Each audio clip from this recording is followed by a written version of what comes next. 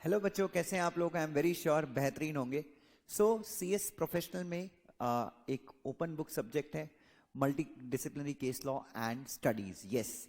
सो बच्चों, आप में से बहुत सारे बच्चे जो हैं उस सब्जेक्ट को, एमसीडीएस सब्जेक्ट को सेल्फ स्टडी के माध्यम से प्रिपेयर करते हैं। हालांकि करना नहीं चाहिए क्योंकि बहुत कॉम्प्लिकेटेड सब्जेक्ट है, लेकिन जहां पे चाह है वहां पे राह है, जहां पे चाह है वहां पे राह है।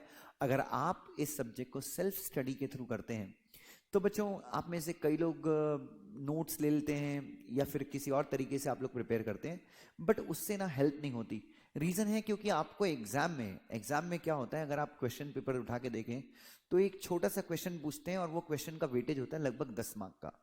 तो बच्चों, मैं आपको एक तरीका बताने वाला हूं कि यार एमसीडीएस के सब्जेक्ट को सेल्फ स्टडी के माध्यम से आप कैसे पढ़ सकते हैं। ठीक है, तो सबसे इंपॉर्टेंट चीज ये आती है कि सर एग्जाम में हम क्या क्या बुक्स लेके जाएं, क्या क्या क्वेश्चंस लेके जाएं। यस। तो बच्चों, एग्जाम में आप बैरक लेके जा सकते हैं, लेकिन बैरक तो इतनी सारी होंगी और आप कौन कौन सी बैरक लेके जाएंगे, सबसे बड़ा प्रॉब्लम ये है। चलिए, एक छोटा सा मैं आपको चीज बताता हूं कि अपन कैसे कर सकते हैं। तो सबसे पहले जैसे ही आप आईसीएसआई की मॉड्यूल खोलते हैं तो उस मॉड्यूल में क्या होता है, बहुत सारे केस लॉज हैं, राइट। मतलब ऐसे कुछ समझ में नहीं आता, मॉड्यूल में तो कुछ है ही नहीं, डायरेक्टली केस लॉज हैं। तो अब मैं आपको बताता हूं क्या करने का। तो बच्चों, सब जैसे वो केस लो आपने खोला, सिलेबस कंपैरेटिवली कम है, तो आपको क्या करना है बच्चों, सबसे पहले जो सिलेबस, जैसे आपने देखा फॉर एग्जांपल ये केस लो है G Vasudevan versus union of India, Madras high court का केस है। आपको वो केस लॉ अच्छे से पढ़ना है, 2 से 3 दफा पढ़ना है। पढ़ने के बाद, वो केस लॉ पढ़ने के बाद आपको उसकी एक समरी लिखनी है। समरी मतलब अच्छे से लिखना है। आपको एक अपनी खुद की नोटबुक प्रिपेयर करनी है। You need to prepare your notebook by your own. ठीक है। सो आप नोटबुक प्रिपेयर करेंगे तो देखिए, आप जैसे कि अगर आप देखें, ये केस की समरी है। ये पहला पैराग्राफ हो गया, ये दूसरा पैराग्राफ हो गया। फिर ये पिटिशनर रिस्पोंडेंट, ये आपको केस देख के समझ में आएगा। फिर पिटिशनर ने क्या कहा, हमने ऐसा लिख दिया। फिर इसमें झगड़ा था, सेक्शन नंबर 167(1)(a) का जो प्रोवाइजो था उसको लेके झगड़ा था। कंपनीज एक्ट का केस लॉ है ये। तो ये ऐसा लिख दिया हमने, फिर ऐसा लिख दिया, फिर ऐसा लिख दिया, फिर ऐसा लिख दिया। ओवरऑल ओवरऑल ये केस लॉ हमने ऐसा लिख दिया अच्छे से। ये हो गई पूरी समरी। ठीक है, या सॉरी, ये केस लॉ को हमने पूरा मतलब जो केस लॉ आईसीएसआई के मॉडल में डिफिकल्ट लैंग्वेज में था, हमने उसको इजी लैंग्वेज में कन्वर्ट कर दिया उसके जजमेंट के साथ। ठीक है, कि एनसीएलटी ने क्या कहा। उसके बाद उस केस लॉ की मैंने समरी लिख दी। समरी कितनी लाइन में लिख दी, हार्डली मैंने 3 लाइन में समरी लिखी। उसके बाद उस केस लॉ के आधार पे एग्जाम में कौन से क्वेश्चन आ सकते हैं, मैंने उनकी लिस्ट लिखी। तो ये क्वेश्चन 10 मार्क का हो सकता है, ये क्वेश्चन 5 मार्क का हो सकता है। अब उसके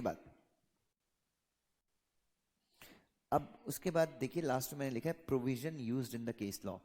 केस लॉ में कौन कौन से प्रोविजन यूज हुए हैं, तो सेक्शन 164 सब सेक्शन 2 यूज हुआ है, 167(1)(a) यूज हुआ है, article 226 of constitution of India. ये सारे प्रोविजंस क्या हुए हैं, केस लॉ में यूज हुए हैं। ठीक है। सब आप क्या कर सकते हैं बच्चों, जैसे कि मैं क्या करता हूं, जब मैं ये क्लास लेता हूं तो मैं क्या करता हूं, मैं बैरक ऑलरेडी सब चीजों की बैरक में रखता हूं। और ये बैरक भी छोड़ दीजिए, मैंने क्या किया है, एक अलग से एक नोटबुक बनाई है, जिस नोटबुक में मैंने क्या एक अलग से बुक बनाई है। जैसे कि अगर आप आईबीसी एक्ट पढ़ें तो आईबीसी के अंदर मोस्टली जो सेक्शंस यूज हुए हैं वो सेक्शन 7 है, सेक्शन 8 है, सेक्शन 9 है, सेक्शन 10 है, सेक्शन 29(a) है। तो ये कुछ सेक्शंस हैं जो आईबीसी के अंदर फ्रीक्वेंटली यूज हुए हैं। कंपनीज एक्ट जब आप पढ़ें तो कंपनीज एक्ट के अंदर ऐसे 10-12 सेक्शन है जो फ्रीक्वेंटली यूज हुए हैं। तो आप, जो मैं बुक बनाता हूँ उसमें क्या करता हूँ, मैं बैरक जो भी ये 10-12 15-15 सेक्शंस यूज होते हैं, उन सब सेक्शंस को मैं अलग एक अलग से बुक बना के उसको रख लेता हूं। ठीक है। और कोशिश मैं ये करता हूं कि जैसे 167(1)(a), जैसे 164 सेक्शन 2 क्या है, आप इसको भी चाहें तो 4 पॉइंट लिख सकते हैं, उसकी समरी यहां पे लिख सकते हैं।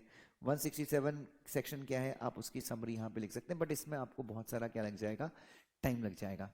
बट बच्चों, आपको सबसे पहला स्टेप अगर मैं बताऊं कि एमसीडीएस आपको कैसे प्रिपेयर करना है, और ये वीडियो उन्हीं बच्चों के लिए जो लोग सेल्फ स्टडी के थ्रू प्रिपेयर कर रहे हैं, कि आपको ऐसा, क्योंकि आप में से बहुत सारे बच्चे जो सेल्फ स्टडी के थ्रू प्रिपेयर कर रहे हैं, आपको ऐसा बनाना चाहिए। देखिए, मैं इनफैक्ट मैं तो हर एक केस स्टडी लिखता हूँ। और बच्चों सबसे इंपॉर्टेंट चीज़ ये है, आप जितने भी आपके सीनियर्स हैं जिन्होंने एमसीडीएस का पेपर दिया, आप उनसे पूछेंगे तो उनको एक ही चीज़ समझ में आती है कि यार बहुत डिफिकल्ट नहीं, लिखने में प्रॉब्लम होती है। सो अगर आप ऐसे लिख के करेंगे तो आपको काफ़ी ज़्यादा हेल्प होगी बच्चों। Thank you so much, God bless you.